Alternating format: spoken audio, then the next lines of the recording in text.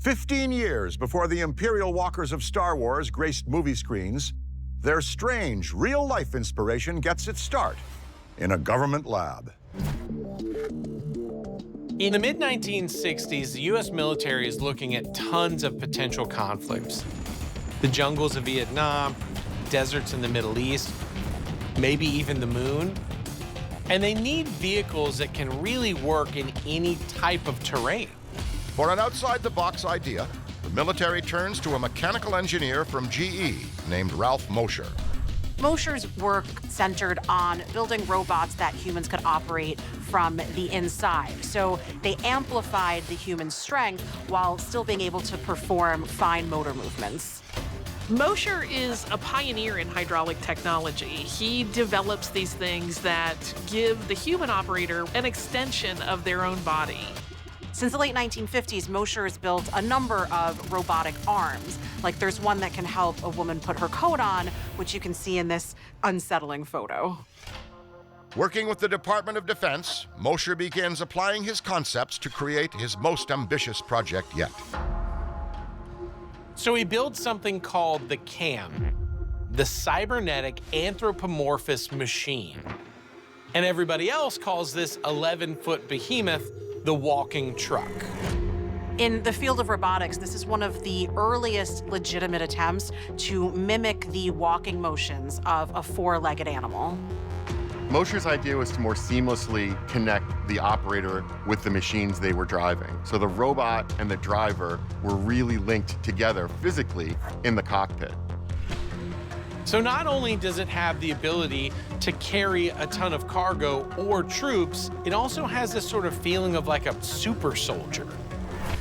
It can deadlift 500 pounds, it can flip a car over, it can carry around knocked down tree trunks like they're matchsticks. So it's capable of lifting and moving in ways that the human body just is not. Unfortunately, the walking truck can't seem to walk out of the lab.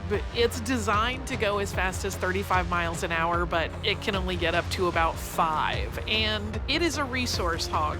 It guzzles 50 gallons of hydraulic fluid every minute. You would almost have to design a whole other vehicle that just carries its needs alongside it.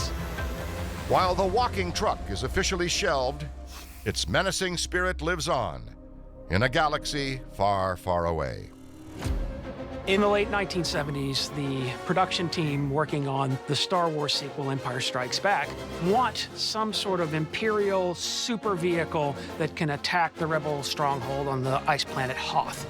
They turn to conventional tanks that are being used at the time, but they just don't seem right. They're a little bit dull, drab, and mundane. And then they come across an artist rendering of this four-legged walking truck. And they decide that a similar robot monster would be a lot cooler. It's arguably the coolest scene in Star Wars history. And really, that Imperial walker is essentially what the walking truck started out as. James Bond's cars are legendary, from deflecting bullets to firing cannons and even driving underwater. But could any of these movie-worthy machines ever hit the road for real? In 1977, the James Bond film, The Spy Who Loved Me, is a huge hit. And one of the reasons is because of the submarine car in the movie, the Lotus Esprit S1. But that's all movie magic, because no one actually had a car that could drive on land and then become a submarine. That unforgettable car may have been a special effect, but for Swiss engineer Frank Rinderknecht, it was something more. Frank starts his company, Rinspeed, 2 years after the movie in 1979. He spends the next few decades building concept cars, but he just can't get his mind off of this submarine car that he saw in the Bond movie. By the 2000s, Frank's company is quite successful, and he feels he has both the money and the proper expertise to finally tackle and build the submarine car. If you think about how a car operates on the road, it would be totally opposite of that in the water. You can't have a normal engine that has an air intake, because then you'd get water in the engine and the engine would stop working. So he switches to an electric motor. Therefore, he can encase it in a waterproof housing, and the electric motor can power the two propellers and the jets needed to maneuver the car underwater. But generating power underwater isn't Frank's only challenge. The Bond car is portrayed as a closed vehicle, which takes a lot of weight and a lot of strength to make to keep the water out. So to circumvent these problems, Frank decides that his car has to be a convertible. Now, you would think a convertible and a submarine would be a terrible idea together, but Frank thought of that. That's why it's got a scuba mask and an oxygen tank to keep you breathing. Finally, in 2008, 30 years and $1.5 million in development expenses later, Frank is able to unveil his masterpiece, the Scuba. The Scuba, when finished, can go 75 miles an hour on land, and yes, you can drive it right into the water. When he introduces the Scuba, he's got rich people all around the world clamoring, saying, I want one, but scaling up production for a vehicle that cost him $1.5 million to make just one is a massive financial undertaking that he's just not ready for. In the end, his company gets a lot more notoriety because the scuba car, there's only the one. It's 1960 in London at the Cycle and Motorcycle Show. And as trade shows go, this one's kind of a dud until the Americans show up. This American company, Rhodes Incorporated, is showing off this new space-age looking vehicle.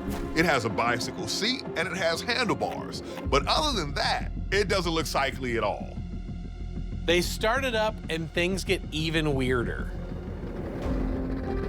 To the amazement of the crowd, the bizarre contraption is able to float several inches off the ground.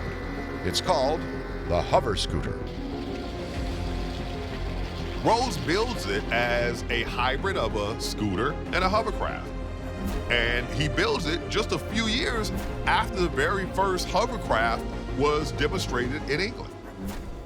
But they're big military vehicles. This is a small vehicle that you could have at home.